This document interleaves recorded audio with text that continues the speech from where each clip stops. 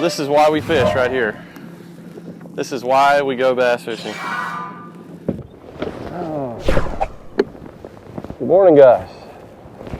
If you can't tell, we are in a winter day. In fact, it's pretty windy and overcast. And this can be kind of tough conditions if you're fishing in the winter. And I've got lipless crankbait on and a chatterbait. I'm going to try to locate some grass with it being so dark with all this rain we've just had. And then I'm going to throw this jerkbait around some of these points, some of the timber, and just see if I can start putting a few bites together. Going by the water temperature, which is around 52 degrees, that tells me that I can still throw a chatterbait. I can throw a lipless crankbait. I'm just going to have to slow down with them a little bit. You know, if it were any colder than that, I'd really focus on a jerkbait and crawling, you know, a jig or something like that. But you know, I've got some scattered grass, I've got some trees, and I'm just gonna throw some moving baits around, kind of slow roll them through this stuff and see what happens here. Not a whole lot of rock on this lake, so I don't know if they really gravitate to it or not, but we're gonna see.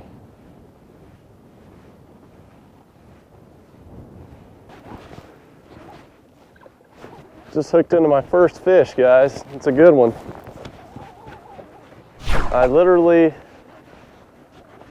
just found a patch of hydrilla, and that was the key. As soon as I found the grass, I got a bite. It's actually a little bit better fish than I thought. Don't come off, come here. You're a good one. There we go. Got him on that lipless crankbait. Just kind of medium retrieve over that grass and ripping it out. It's a really good fish right there. But I mean, as soon as I got into the grass, that was the key. There's hardly any around here. I spotted about 3 or 4 coots together in this one spot. And literally my first cast, I found the grass, and then second, caught the fish. So always make sure to look out for those little birds, those little ducks, those diving birds that will let you know where the grass is. So let's see if we can get another one here. Guys, just don't pass up a chatterbait as well when you're fishing around this grass. It's really good for fishing the ditches in grass. You know, that blade comes through it quite nicely, and just give it a little rip and it keeps going. Well, I've gone down this make a little ways and I've just run out of grass. It's very scarce.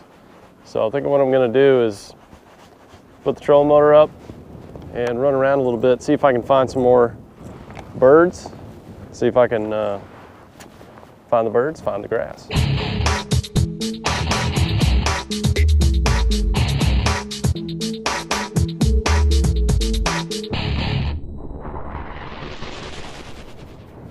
Got a big one on. Oh yeah, that's a good one. Yeah. Thought he was big. Slurped that chatterbait though. Nice one.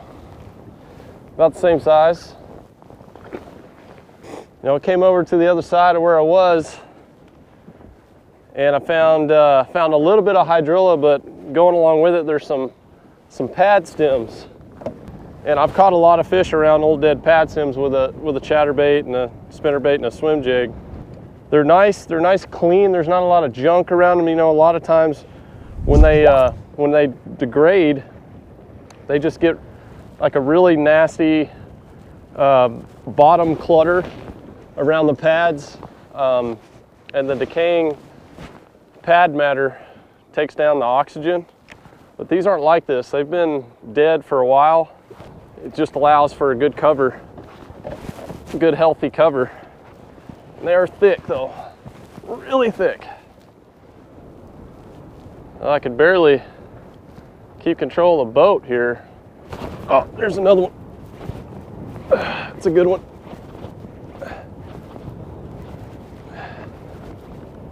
Another one about the same size on this chatterbait.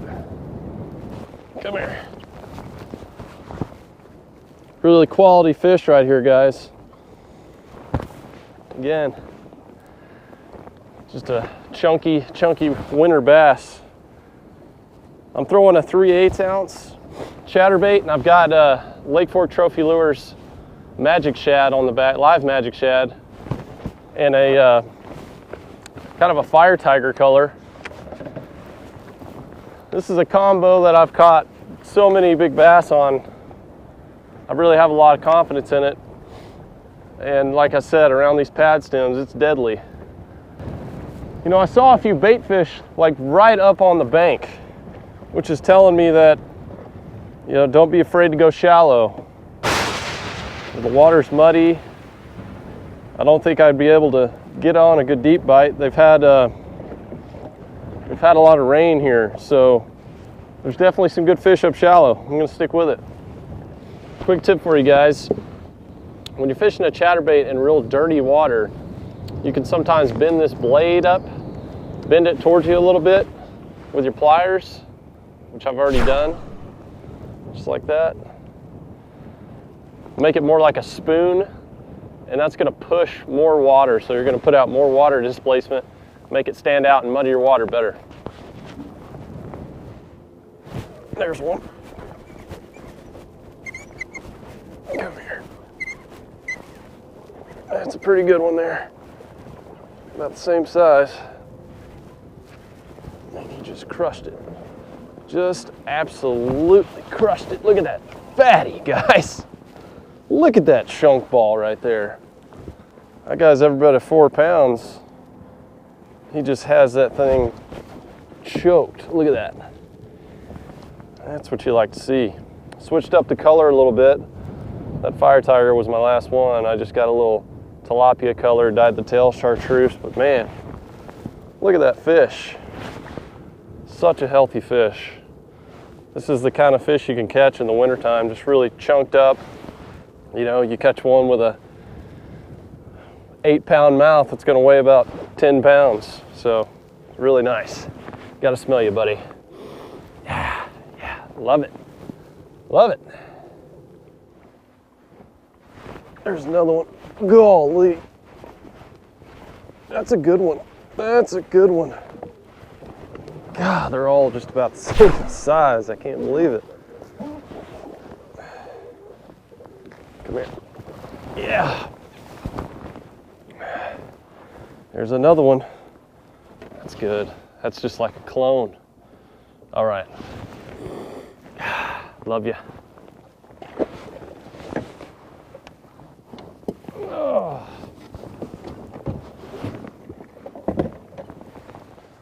All right, guys, I'm going to give my old lily pad spot one more shot here, try to pull one more out of it.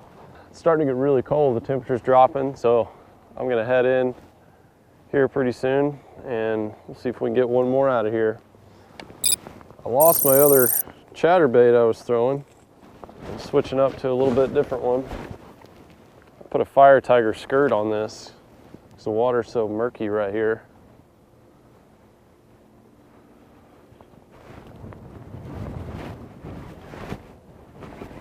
There we go, got him. That didn't take very long at all. Another one about the same size.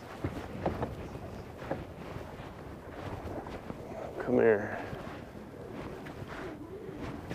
Come here, you're a pretty one. Oh yeah, there we go. Nice, nice, nice. Went to a little bit brighter color, chatterbait, but still really nice bass. You know, these guys are just healthy, getting chunked up. You can always tell the water's cold when they've got that redness to their teeth, their lips up there. But guys, if you haven't fished a chatterbait in the wintertime, make sure you do it. Just slow down a little bit. It's excellent around grass and like I said, these old lily pad stems it's money. So hope you learned a little something today, and I'll catch y'all later.